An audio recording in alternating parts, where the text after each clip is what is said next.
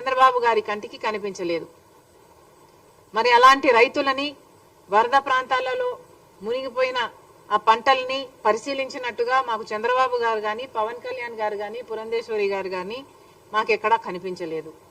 సరే, మీరు పర్యటించకపోయినా కూడా మేము పర్యటించాం కాబట్టి మేము చెప్తున్నాము, మీరు కనీసం రివ్యూ అయినా పెట్టి ఎంతమంది నష్టపోయారో అంచనా వేసి కనీసం 15,000 అయినా ఇవ్వండి అని మేము కోరటం జరిగింది. మీరేమో 3,000 ఇస్తామని చెప్పారు. ఆ 3,000 ఎక్కడికి సరిపోతుంది, ఎవరికి సరిపోతుంది? ఒకసారి ప్రభుత్వం ఆలోచన చేయాలి. ఏది అడిగినా ఈ మధ్య చంద్రబాబు గారు మాటకు ముందే డబ్బులు లేవు, గత ప్రభుత్వం అప్పులు చేసి వెళ్ళింది అంటున్నారు.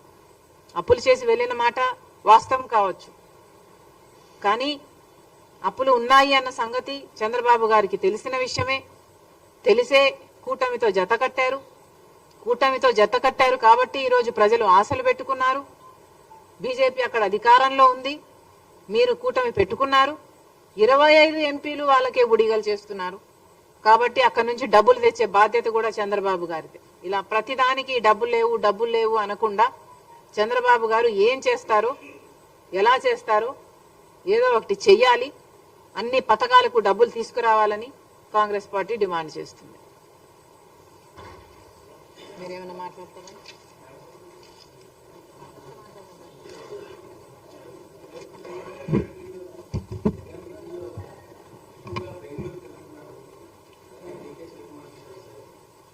వాస్తవం లేదా?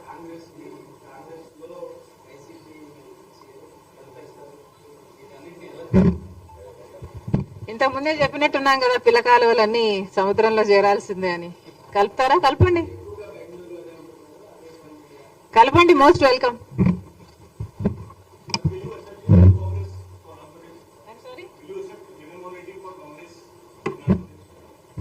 Congress party is an ocean. There are so many people in this ocean. Why not?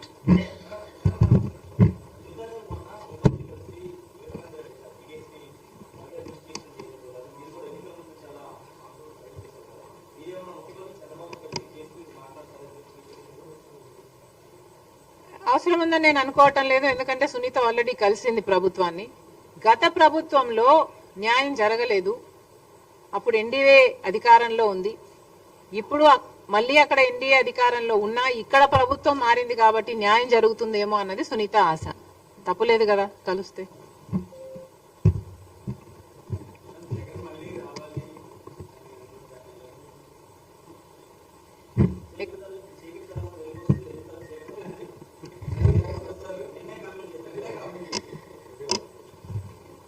ఎందుకు రావాలి?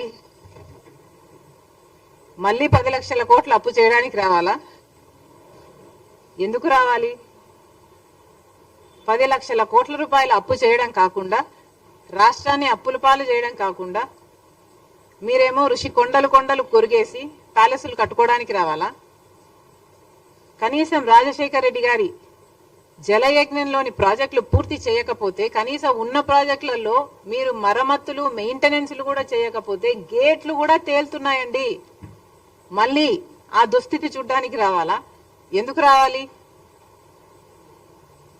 రాజశేఖర్ రెడ్డి గారు ఎంతగానో వ్యతిరేకించిన బీజేపీ పార్టీతో మీరు అక్రమ సంబంధం పెట్టుకుని ఆఖరికి మన అన్ని విభజన హామీలతో సహా, పోలవరంతో సహా, కడప స్టీల్ ఫ్యాక్టరీతో సహా మన విభజన హామీలు మొత్తం, ప్రత్యేక హోదా అన్ని తాకట్టు పెట్టడానికి మళ్ళీ మీరు రావాలా? దేనికి రావాలి? పూర్తి మద్యపాన నిషేధం అని చెప్పి మోసం చేయడానికి మళ్ళీ రావాలా? 3,000 కోట్లతో రైతులకి ధర స్థిరీకరణ నిధి అన్నారు ప్రతి సంవత్సరం. 4,000 కోట్లతో పంట నష్టపరిహారానికి పక్కన పెడతాను ప్రతి సంవత్సరం అన్నారు. ఇలా ఎన్ని మాటలు చెప్పి మళ్ళీ మోసం చేయడానికి రావాలి? రాడు. జగన్మోహన్ రెడ్డి గారు ఇక అధికారంలోకి రాడు, వైసీపీకి అధికారంలోకి రాదు. ఎందుకంటే ఒకసారి ప్రజలు అవకాశం ఇచ్చి చూశారు. దేవుడు బంగారు పల్లెంలో అన్ని పెట్టి ఇస్తే అవకాశాన్ని ఎలా దుర్వినియోగం చేశారో ప్రజలు చూశారు. ఈరోజు వైసీపీ పార్టీ క్రెడిబిలిటీ కోల్పోయిన పార్టీ కాబట్టి వాళ్ళు మళ్ళీ అధికారంలోకి వస్తారని మేము అనుకోవటం లేదు.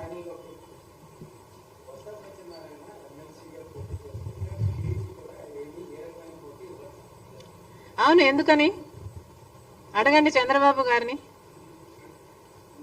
ఇంత గొప్ప విజయం తర్వాత చంద్రబాబు గారు ఏమన్నా ఐ డోంట్ నో, ఇంకో పక్కేమో వీళ్ళు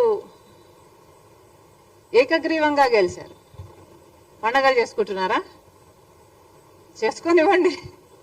151 నుంచి 140కి వచ్చారు, 11కి వచ్చారు. అంటే 140 కోల్పోయారు, ఇక్కడ ఒక ఎమ్మెల్సీ గెలిచారు. చేసుకొనివ్వండి, పండగలు చేసుకొనివ్వండి. ఇదే బొత్స గారు రాజశేఖర రెడ్డి గారిని అవమానించారు, విజయమ్మ గారిని అసెంబ్లీలో కంటతడ పెట్టించారు. ఇలాంటి వాడు ఎమ్మెల్సీ అయ్యాడని పండగలు చేసుకుంటున్నారా? చేసుకొనియండి, వాళ్ళ విజ్ఞతకే వదిలేద్దాం.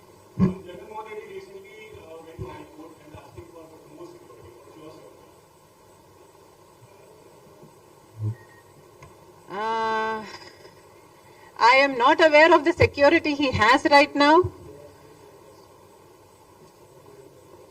Oh, he has that plus.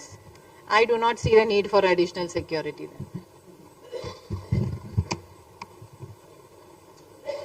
అందరికీ నమస్కారం. తెలుగుదేశం పార్టీ ఆధ్వర్యంలో కూటమి అధికారంలోకి వచ్చి 3 నెలలు దాటిపోయింది. కానీ మనమందరం కూడా ఒకటేం గమనించాల్సిందంటే, సాధారణ పరిపాలనకు సంబంధించిన దాని మీద తెలుగుదేశం పార్టీ కానీ కూటమి ప్రభుత్వం కానీ ఫుల్ ఫ్లెడ్జ్డ్గా ఫోకస్ చేసినట్టు మనకి అర్థం అవట్లా. దానికి బెస్ట్ ఎగ్జాంపులరీ మనకి లైవ్లీగా కనపడేది ఏంటంటే, తుంగభద్ర డ్యాంకి 17వ గేటు కొట్టుకుపోయింది. దీనికి కారణం తెలుగుదేశం పార్టీని మనం ఎక్యూజ్ చేసి మాట్లాడలేం, కానీ సాధారణ పరిపాలన మీద దృష్టి పెట్టలేదనే దానికి ఖచ్చితంగా తెలుగుదేశాన్నే మనం తప్పుపట్టాలి. ఎందుకంటే కరెక్ట్గా 3 సంవత్సరాల క్రితం అన్నమయ్య డ్యాము కొట్టుకుపోవటానికి కారణం మీ అందరికీ, మీడియా మిత్రులకు కానీ పరిపాలనలో అవగాహన ఉండే ప్రతి ఒక్కరికి కనీస పరిజ్ఞానం ఉండే వాళ్ళకి తెలిసింది ఏంటంటే, ఇరిగేషన్ డిపార్ట్మెంట్లో O&M అని ఉంటుంది, ఆపరేషన్ అండ్ మెయింటెనెన్స్. మినిమం 50 కోట్లతోటి గ్రీసింగ్ చేస్తారు. అది గ్రీసింగ్ ఈజ్ ద గ్రీసింగ్, లేదంటే నట్టు బోల్ట్ ఫిట్టింగ్, చిన్న చిన్న లస్కర్ లెవెల్లో ఏదన్నా అవసరాలు తీర్చేదానికి అది మ్యాండేటరీ ఎక్స్పెండిచరు.